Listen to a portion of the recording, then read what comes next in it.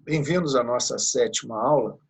Hoje nós vamos dar continuidade ao assunto iniciado na aula 6, que era o acionamento eletrônico. Na aula anterior, nós vimos a importância dos semicondutores de potência por permitirem circuitos chaveados e, com isso, fazer o processamento de sinais de potência. Na aula de hoje, nós vamos ver uma técnica de chaveamento, que é a mais empregada, conhecida como chaveamento PWM. Vamos apresentar os conceitos básicos dessa técnica. Para o entendimento, nós vamos admitir que partimos de uma fonte de tensão contínua e queremos obter um sinal alternado VAM. Para isso, nós contamos com 2 semicondutores de potência, indicados aqui por TA mais e TA menos, e 2 diodos. O circuito vai funcionar da seguinte forma. Nunca nós teremos as chaves TA mais e TA menos fechadas ao mesmo tempo, porque seria um curto-circuito, uma situação impossível. Então, elas vão ser complementares.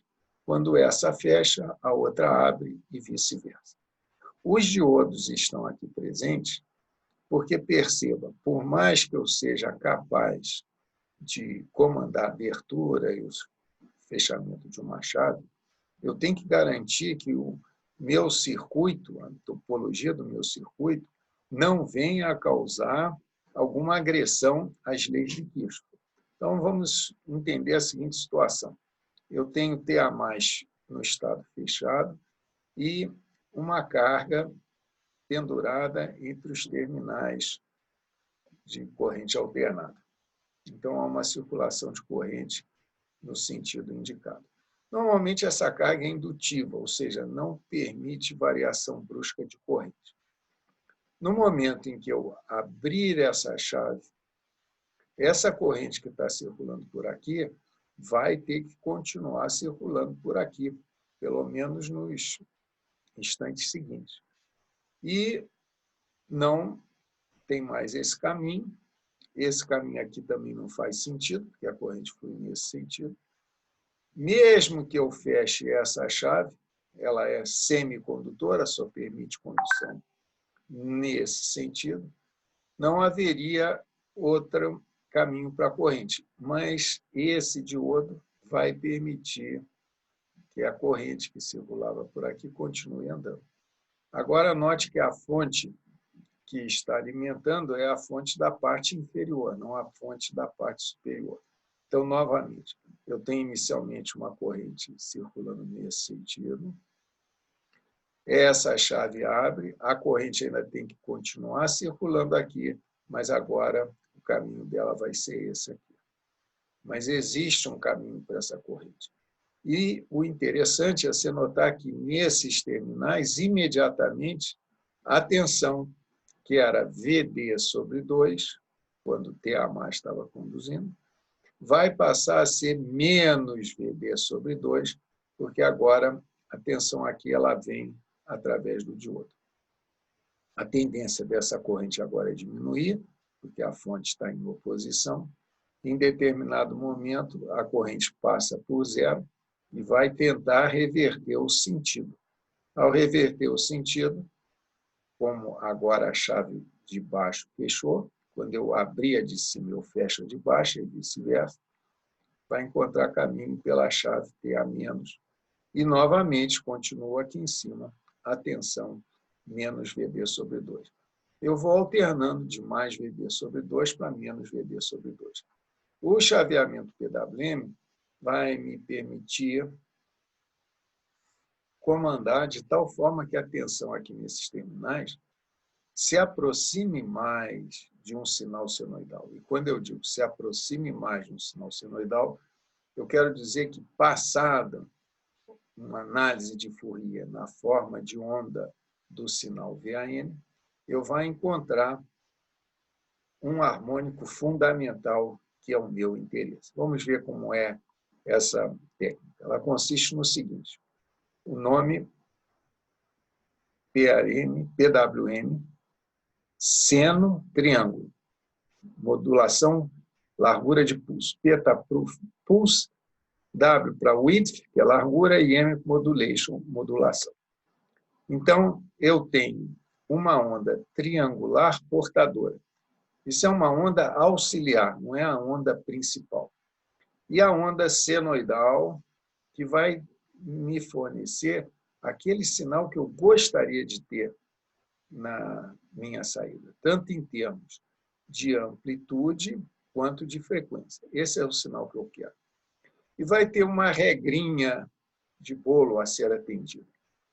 Quando a tensão do sinal senoidal de referência for maior do que o sinal triangular, eu chaveio o semicondutor de cima, TA+.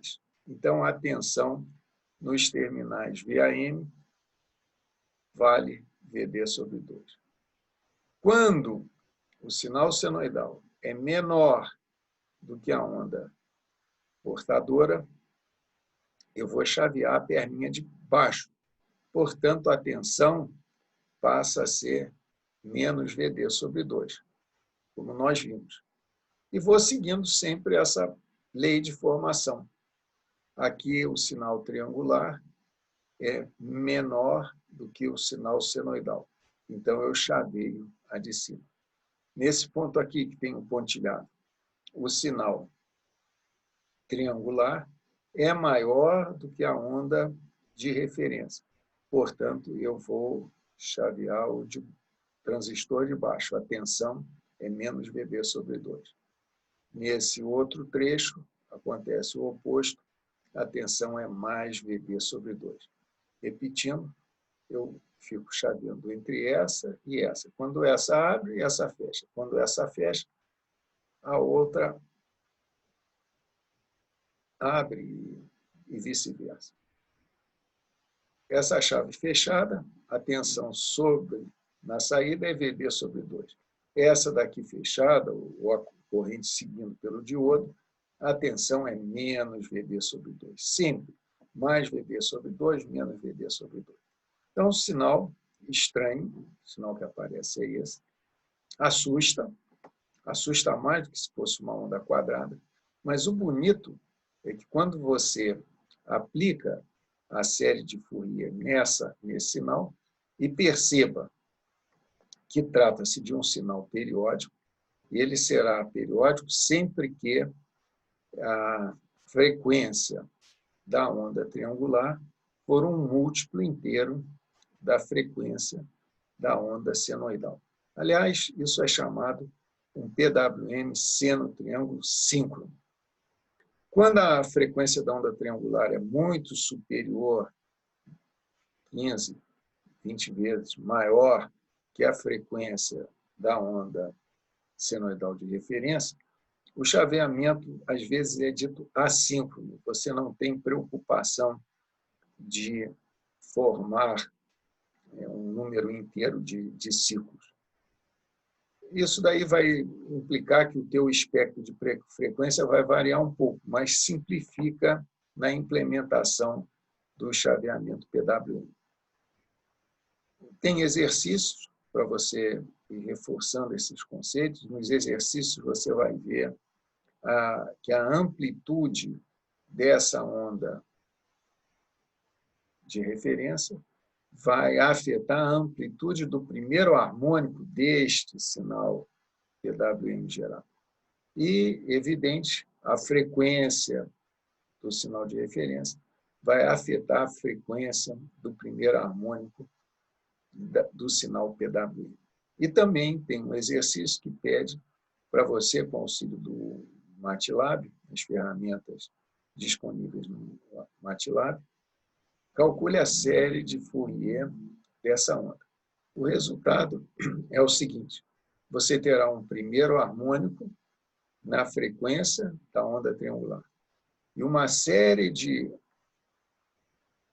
grupos de harmônicos em torno do chamado MF, onde MF é a razão entre a frequência da onda triangular e a frequência da onda senoidal. Digamos que a minha onda senoidal seja de 50 Hz, que eu quero.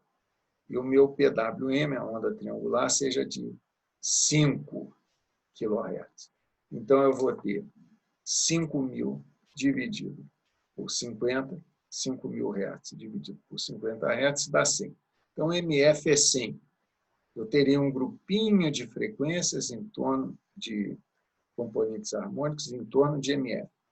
Depois, em torno de 2 MF mais 1, 3 MF.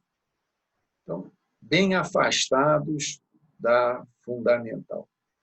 Aqui, esse exemplo colocado foi feito de propósito, mostrando que a amplitude desse harmônico aqui pode ser comparável, até maior que a amplitude do sinal de primeiro harmônico.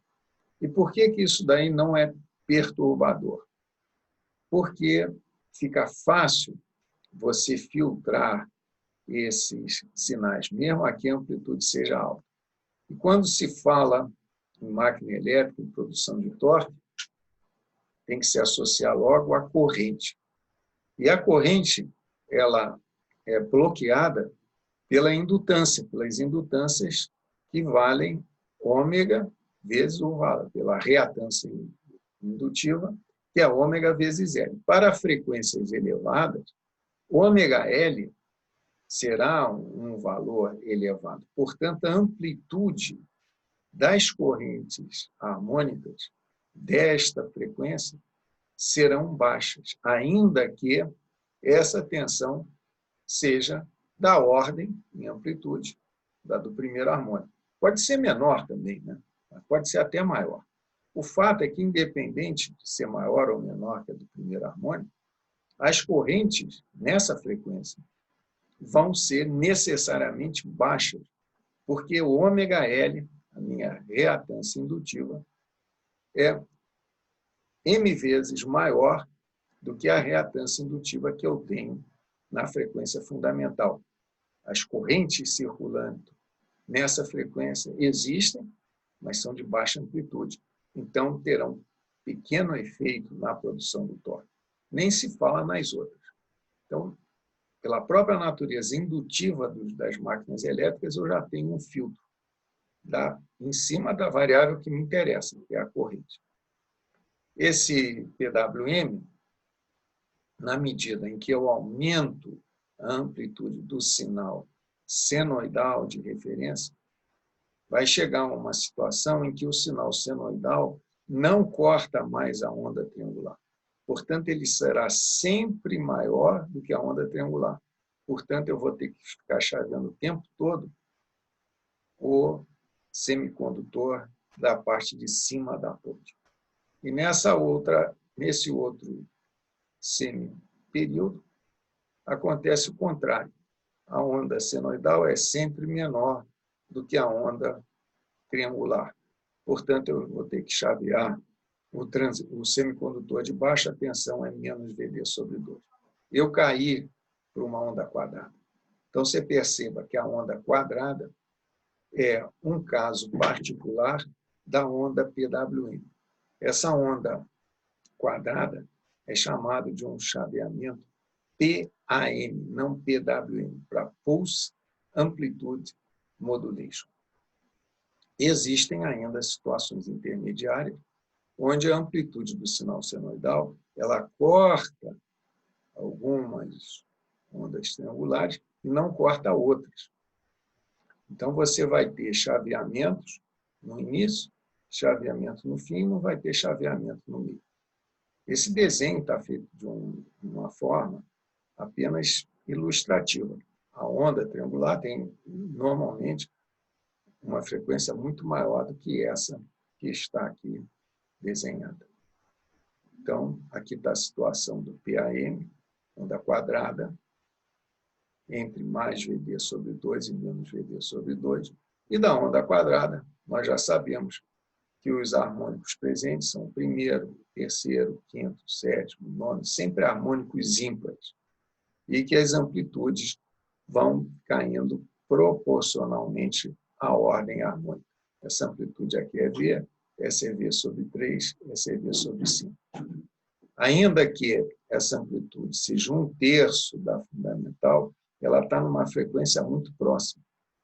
Isso significa que o meu ômega L, nessa situação, não está tão diferente do ômega L nessa condição. Então, as componentes de corrente harmônica serão mais significativas num PAM. Vantagem do PAM, eu tenho menos instantes de chaveamento. No PWM, eu tenho chaveamentos com mais frequência e, portanto, mais perdas. São múltiplas as técnicas que se propõem para chaveamentos PWM. Interessante um caso, eu vou apontar só um aqui, que é o chamado PWM seno-triângulo com injeção de terceira harmônica. Em vez de nós termos apenas um sinal senoidal a ser comparado com uma onda triangular, adiciona-se um terceiro harmônico ao sinal senoidal, como está indicado aqui. Qual é a vantagem disso? No ponto central, essa parte aqui central da curva, onde eu teria chaveamentos bem frequentes, porque os cortes aqui estão próximos, eu diminuo, né, a distância entre um chaveamento e outro. Mas, você nota, eu vou introduzir um terceiro harmônico. Só que sempre está se pensando num sistema trifásico. E isso é feito para a fase A, para a fase B e para a fase C. E os terceiros harmônicos estão em fase, tanto para A, para B e para C. Isso também é um exercício do livro. Você deve fazer um exercício importante. E, dessa forma, a soma das correntes de terceiro harmônico das fases A, B e C vão ter que se anular se não tiver um neutro conectado. Então, não haverá circulação de corrente de terceiro harmônico, ainda que o meu sinal de referência seja um sinal que favoreça a produção de um terceiro harmônico de tensão. E as propostas de PWM continuam. Tem uma muito interessante que vale a pena destacar, que é o chamado PWM vetorial. Como é que nós vamos entender isso? Primeiro, note, toda a explicação que eu dei até agora, nós pensamos numa fase só. Analisamos uma fase. No sistema trifásico, o que acontece é que o que se faz para a fase A, se faz para a fase B, se faz para a fase C. Claro que as referências da fase B e a referência da fase C estarão defasadas de 120 graus, sem dúvida. Mas se olha individualmente para a fase A, para a fase B e para a fase C. Você não olha de uma forma holística, o conjunto todo. Isso é a ideia do chamado PWM vetorial. Vamos olhar esse chaveamento não de uma forma egoísta. Eu olho a fase A e me esqueço da B e da C. Como é que isso daí foi proposto? Você vai precisar fazer alguns exercícios do livro. O primeiro exercício é que está baseado em cima dessa definição de vetor espacial. Isso daqui é uma definição. Na verdade, aqui eu devia ter posto um triângulo aqui em cima, para dizer que eu estou definindo o vetor espacial, tensão, como sendo a combinação linear de 3 vetores. O vetor na direção 0, um vetor na direção 120, um vetor na direção menos 120, ou 240 graus.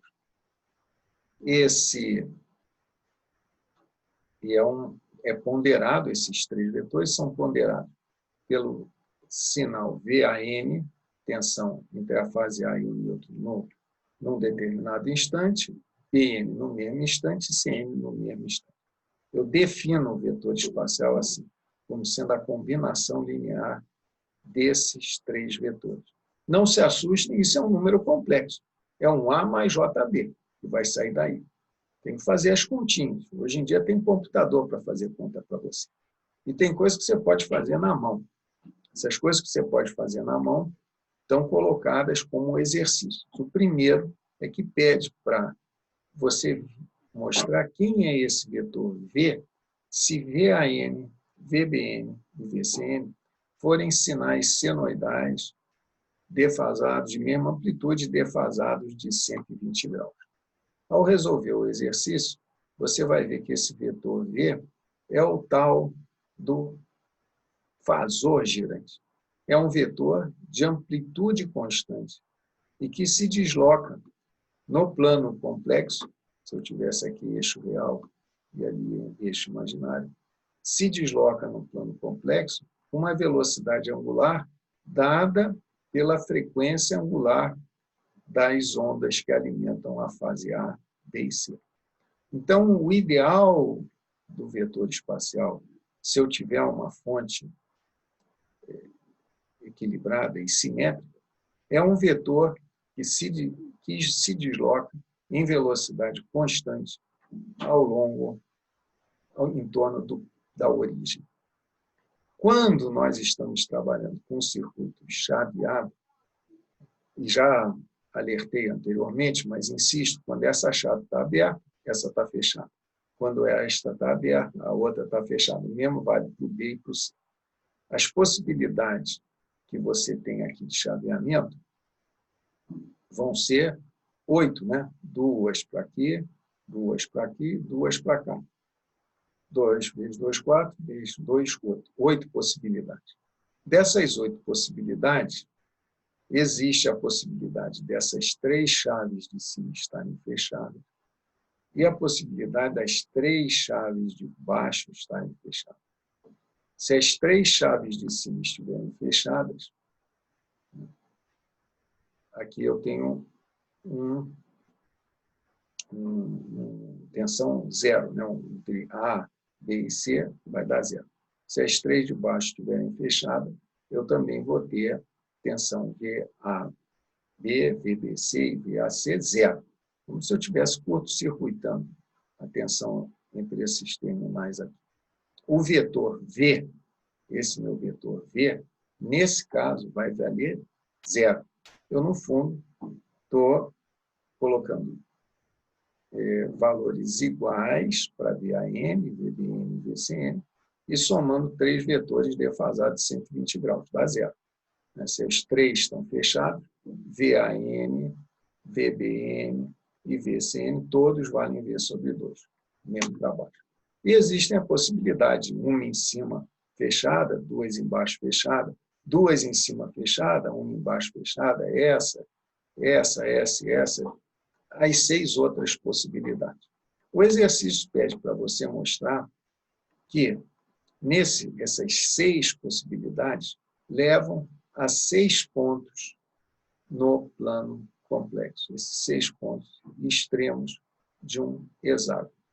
Então, em vez de eu ter um vetor girante, se as alimentações fossem senoidais, eu vou ter um vetor saltitante, que vai pular daqui para aqui, para aqui, para aqui, para aqui, para aqui, na medida em que essas chaves forem pulando de um lugar para o outro. E se as 3 de cima, as 3 de baixo se fecharem, eu paro no ponto central. Então, a ideia do PWM vetorial é fazer um chaveamento de tal forma que a resultante se aproxime da forma de onda do vetor do fasor girante. Isso daí é feito, vamos dizer, engenhosamente. Por exemplo, iniciando com esse vetor V1 e não passamos diretamente para o V2. Isso daí de passar diretamente do V1 para o V2, para o V3, para o V4, para o V5, para o V6, seria quase como o equivalente àquela onda quadrada. Nós vamos do V1 para o V2 da seguinte forma. Chaveamos várias vezes em V1 e um pouquinho em V2. Depois vamos diminuindo o número de chaveamentos em V1 e aumentando o número de chaveamentos em V2. Até que chega a situação em que não se chaveia mais V1 e se chaveia V2 e V3. A princípio, muito V2 e um pouquinho V3. Depois, aumentando V3 e diminuindo V2, até que passa tudo para o V3. Isso é que vai dar o sinal PWM, com vantagens do número de chaveamentos total ser menor do que se pensássemos em 3 ramos egoístas, um de cada vez. Um artigo referenciado do professor Rose, no final do livro, que vocês podem acessar pelo portal de periódicos da CAPES, disponível também pela intranet. Isso é um exercício que vocês devem fazer, um incentivo vocês a procurarem as fontes dos artigos referenciados, faz uma comparação de diferentes técnicas de PWM. E ainda, para finalizar, tem um PWM muito interessante, que é o PWM seno, em vez de ser o PWM seno-triângulo, é um PWM baseado na corrente. O meu chaveamento da chave de cima ou da chave de baixo para produzir a tensão VAN não será mais dado pela comparação de um sinal senoidal com uma onda triangular. Ele será dado comparando a corrente que está circulando na fase A com uma corrente que eu desejo. Essa corrente que eu desejo, evidentemente, vai ser uma corrente senoidal. Eu quero produzir um torque como normalmente numa máquina alimentada diretamente pela rede. E a lógica será o seguinte: se a corrente que está circulando é menor do que aquela corrente que eu desejo, eu vou chavear o semicondutor de cima. Como informando, me joga mais corrente. Se essa corrente que está circulando for maior do que a corrente que eu desejo, eu vou chavear o de baixo. Porque é como se eu dissesse, eu quero menos corrente, então tem que aplicar uma tensão negativa sobre a carga. E essa brincadeira, se não fosse alguma banda de esterese ou alguma outra forma de compensação para que o chaveamento não fosse contínuo, nós estaríamos toda hora fechando a chave de cima, a chave de baixo, as perdas seriam um absurdo. Mas a esterese é como ser uma certa tolerância. Eu vou admitir, digamos que essa corrente seja maior do que a corrente que eu desejo durante algum tempo. Só a partir dali é que eu vou promover o chaveamento. A grande vantagem dessa técnica de chaveamento, que será usada nos casos mais exigentes em termos de performance, é que eu vou em cima da corrente, eu não vou em cima da tensão. Eu estou fornecendo para a máquina a corrente, e o torque é resultado da corrente. A lei básica do eletromagnetismo me ensina que existe uma força entre correntes. Se eu estiver aplicando no circuito uma tensão, a corrente vai percorrer, mas depois de vencida a dinâmica própria do circuito, que depende de indutância, resistência, tensões induzidas, fontes de tensão.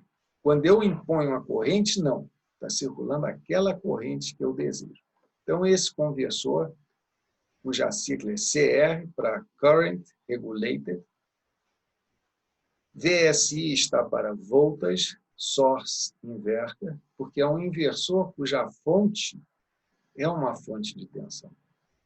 PWM, porque eu também tenho uma modulação do meu sinal de saída, do meu sinal de chaveamento. Mas essa modulação, ela vem não agora pela comparação seno-triângulo, mas pela comparação da corrente que circula com a corrente que eu desejo que circule. Esse chaveamento PWM é usado, né, para diversos conversores. Esse quadro finaliza o capítulo, que mostra os diferentes tipos de máquina, as mais comuns. A máquina de corrente contínua não aparece aqui, ela é quase um paradigma, uma referência de como deve ser feito o controle. Mas é uma máquina mais cara, de maior inércia do que um motor simples, um motor de indução de potência equivalente. É uma máquina que naturalmente está caindo em desuso depois do advento da eletrônica de potência e tudo que se consegue fazer. Só adiantando o curso, nós vamos ver que os motores de indução podem ter um comportamento equivalente ao de uma máquina de corrente contínua. A máquina síncrona também, em termos de controle. Mas aqui, então, nós temos colocadas diferentes topologias. Aqui é uma topologia que, na entrada, é um retificador controlado, e depois aquele inversor de 3 pernas. Isso daí, esse inversor vai ser chaveado dentro do método PAM, e por isso é que você coloca na entrada uma ponte de tiristores, porque com a ponte de tiristores você pode alterar a amplitude da tensão da malha intermediária. Nesse segundo esquema, a entrada é uma ponte retificadora de outro, mas eu uso aqui um PWM para o chaveamento. A vantagem aqui, né, eu consigo, com o PWM, controlar tanto amplitude quanto frequência. Com o PAM, eu só consigo controlar a frequência. A amplitude vai ser controlada pela ponte retificadora de entrada. Isso tem implicações no fator de potência da rede, assunto mais adiante. Depois tem aqui alguns conversores, fonte de corrente e um ciclo conversor, mencionados também no livro, para dar uma abrangência maior na matéria, mas nós vamos nos focar mais nesse conversor, que é o que vai permitir dar aos motores síncronos de ímãs permanentes e aos motores de indução um comportamento exemplar, superior até de uma máquina de corrente contínua, com uma ampla gama de variação de velocidade. A faixa de potência não é das mais elevadas. As mais elevadas ficam para esses conversores aqui. Mas para termos industriais, para robótica, é a máquina e a topologia ideal. Bem, tem vários exercícios, um texto para vocês estudarem. Eu agradeço a presença e nos vemos em breve, na próxima aula. Obrigado.